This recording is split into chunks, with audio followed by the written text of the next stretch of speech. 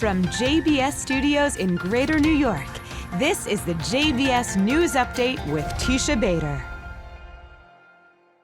I'm Teisha Bader with the JBS News Update for Friday, October the 17th, 2025.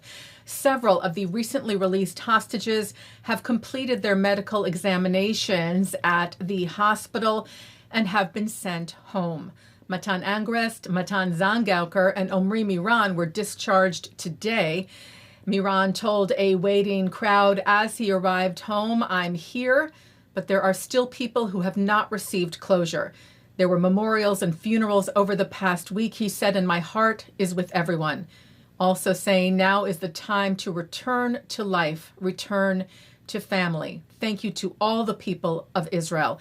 And images of Miran and his wife and two small daughters circulated on social media today, enjoying some family time and freedom on the beach in Israel. Yesterday, Eitan Horn and Nimrod Cohen were discharged from the hospital, returning home to exuberant crowds. Horn, draped in an Israeli flag, repeated over and over again, "I have no words. I have no words to thank all of the people of Israel."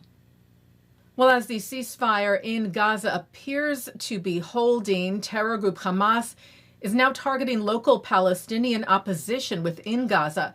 Israel's foreign ministry shared disturbing images of public executions being carried out by the terror group, stressing once again that Hamas must be disarmed, as the ceasefire agreement states.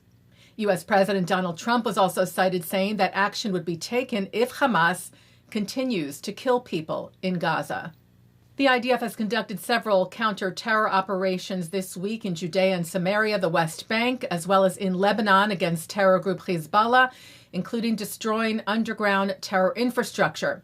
And in Yemen, where the IDF said yesterday it took out the chief of general staff of the Houthi regime, which it wrote delivers a severe blow to the Houthi command structure responsible for hundreds of attacks against Israel during the war.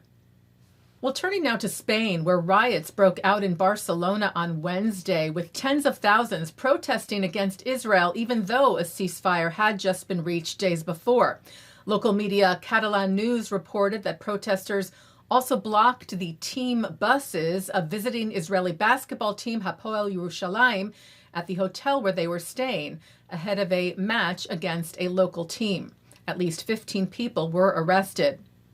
The Anti-Defamation League noted that anti-Israel rioters also smashed storefronts, set fires, and marched with banners calling for Israel's destruction, saying this targeted hate endangers Jewish communities and must be widely condemned, with all perpetrators held accountable. Well, crowds will gather once again tomorrow night at Hostages Square in Tel Aviv to call for the return of the remains of 19 deceased hostages whose bodies have yet to be returned to Israel for proper burial.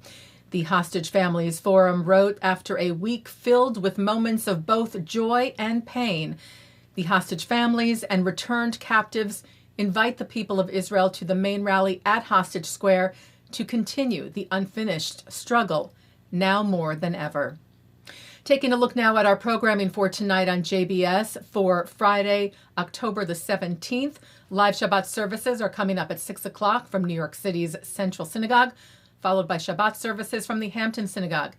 At 8:30, Justin Pine speaks with Yael Leibowitz, author of Ezra-Nehemiah, Retrograde Revolution, about how these biblical books speak directly to the challenges Jews face today. At 9:30, Jonah Platt speaks with Central Synagogue Senior Rabbi Angela Buchdahl to discuss the unique Jewish journey that led her to become one of America's most prominent rabbis.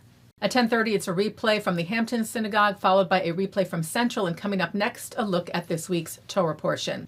And that's the JBS News Update for Friday, October the 17th, 2025. I'm Teisha Bader. Shabbat Shalom. Am Yisrael Chai.